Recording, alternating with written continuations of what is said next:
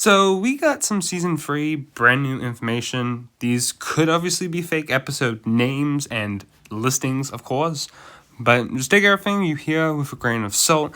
I'm going to talk about what sort of stuff I like about this and what I do want to see actually happen if these are real. And if these aren't, I'm just going to state what I think would really work in this season. Episode 1 will apparently be called Rogue. Jay travels to the crossroads to learn about his past. The Forbidden Five go to the Dragonian Storm Village and begin their hunt for the prismatic blades. Lloyd has a vision of a new threat. I like only from this description the idea of Jay travels to the crossroads to learn more about who he is and his past. I do hope that he does see his parents first. Maybe. I feel like that would be a smarter choice. And also maybe a bit of Ninjago City. Maybe not coming straight to the crossroads, but maybe the descriptions, for Dragons Rising itself, maybe going straight to crossroads is an important spot, especially in a description, because why would you say Ninjago City when so far for the first two seasons, it's mainly been the crossroads is the big city. Alright, return to the World Forest. This is where we left that little baby yellow Ryu dragon, the matriarch dragon. But Ninja returned to the World Forest to protect the new matriarch of the mountain dragons from the Dragonians. Meanwhile, Roz communicates with his master, who is furious over his failure. I don't know about returning to the World Forest, but definitely this is something that the sets obviously are showing us. With this small green dragon that Lloyd gets to ride and that little yellow baby Ryu dragon, which is obviously what the matriarch dragon is going to obviously grow up to be, a big matriarch dragon itself. But the only part I really am more interested in is, meanwhile, the Roz storyline, where his master is furious. I'd like to see where that is taken, and I wonder if we'll learn more about him in Season 3. Episode 3, Beneath the Soil. Why do I feel like it says soul? No, soil, it does say soul. It's very confusing when you look at it. The Forbidden Five acquire the first sword to release the Thunder Fang when Ninja split up into two teams to find the second sword. Great description, dude. This definitely sounds like how the Great Devour was released, and this is also splitting up into teams. Definitely, Dragons Rising Season 1 Part 2 vibes. I'm hoping the case is that Kai and Nia are going to look for Jay still, and maybe this splitting up into teams is just, while they're looking for Jay, Wildfire goes with them, because that's what the next description is, the nothingness inside. Kai, Nia, and Wildfire continue their search for the second sword. Along the way, they encounter Jay, now operating alone under the code name Rogue. Yeah, you could definitely get this from the sets and the vibes. If anything, I do only like the Kai, Nia, and Wildfire sort of containment. The reason why I say this is Kai really has a great arc with Wildfire in Season 1 and Part 1 of Season 2. But obviously in Part 2, Nia takes up that mantle for Wildfire. It's not like Wildfire still doesn't care about Kai.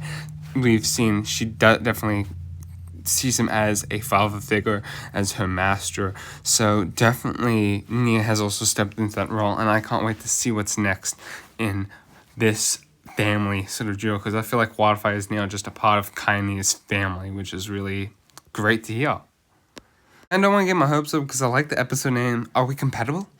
That is perfect for what this episode description stays, but I'm not going to get my hopes up because I feel like we're going to be let down and these aren't going to be 100% real.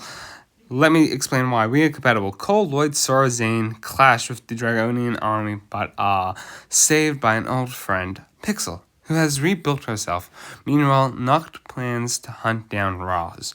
So first of all, this team, if they're splitting up, will be Cole, Lloyd, Sora, Ryu, and Zane. So there'll be a bigger army. Now, what do I feel like about this episode? Pixel's return, I guess, but we know she's returning. Besides that, Noct is going to go after Roz. I don't really see the point of that. Like, just leave him. Unless they need him for something exactly, just leave him. Upgrade. Actually, I'll go back to that. I don't understand why exactly Noct would need Roz anyhow, unless they are wanting to just be brutal strength and kill everything. We know Noct just is brutal strength, so maybe killing Roz is a great attempt at that.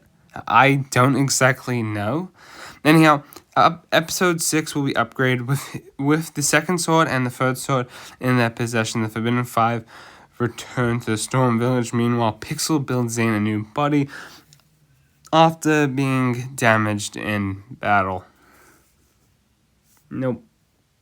I guess this would sort of come as a factor if you look at the sets.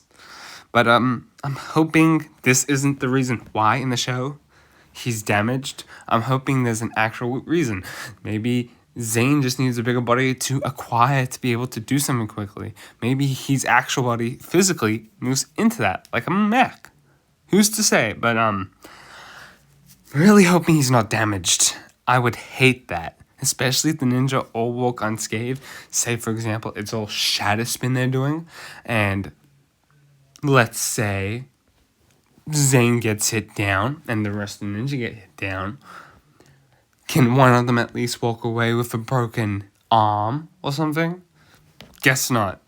So let's hope that doesn't happen to Zane. He doesn't get damaged. So no one else gets hurt. Have a focus.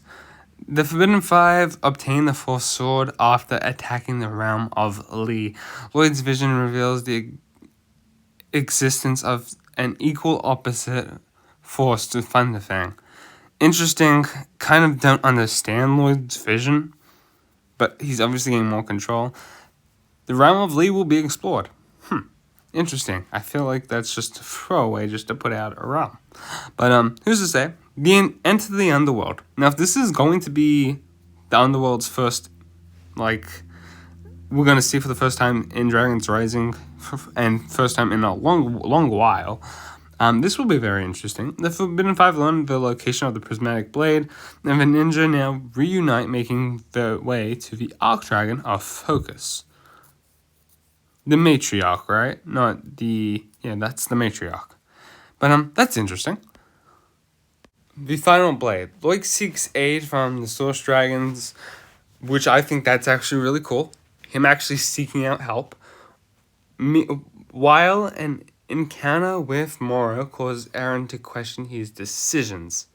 Now, for the last 8 things, we haven't heard any BS about Eren and Roz. Only small factors like Roz's master is pissed.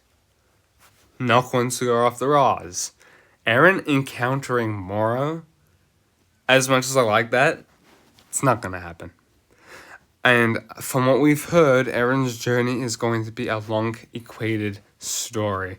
So if he gets back with the ninja by season 3, part 1, it's kind of pointless. And I feel like his suit already tells you a story that he ain't going to join them straight away. But maybe by the end of season 3. Who's to say? The Forbidden Five steal the final prismatic blade. Like we didn't see that coming. The storm begins. The Thunderfang face off against the Archdragon of Focus, while the ninja battle the Forbidden Five. Rogue returns to help his former friends, only to disappear without a trace. Now, in all honesty, the only part I like about this is Jay actually coming back to the team. I could definitely see this. Now, if they're all fighting and doing what they did in season 2, part 1, where all the ninja are just attacking at once, and it's that huge epic battle, and you got your 5 ninja, main original ninja. That's not counting Jay. This is Kai, Zane, Lloyd, Cole, Nia. You got those 5. Sora is there. Eren, Roz will obviously be there with Wildfire as well. Pixel 2 and Moro. And then we'll see, of course, Jay just jump in and he had a battle trying to stop this. And I could just see this working out 100%. I do, however, need to talk about Jay in a separate video that will come later down the line, if not sometime next year. There is a huge story for Jay, and I'm looking forward to it. it needs to be told correctly, and it's going on a little different path from a lot of questions that were asked to Doc Wyatt. But I'm actually looking forward to what season 3 has planned for Jay. It doesn't sound like a whole heap, but it sounds like more than what season 1 and 2 really gave Jay. So I'm looking forward to all of this. So if any of these parts are real, which I doubt they are, I'm only hoping the best stuff that have come out of this is mainly the Jay talks. If Jay just has a bit of time in a couple of in the first 3 episodes, and the ninja discuss this, and then episode 9 and 10 he comes back to aid them, but then leaves, I feel like it will take Jay's story to a huge level, and the ninja, they might just need Jay to help within the storm. So there could be great arcs through this and throughout this, but I'm looking forward to it. But again, these were all 50-50, so take everything here with a grain of salt. But I was just hoping that the J parts are kind of real. So, and let me know what you think about the J parts. Do you like them? Thank you guys for watching. Peace out.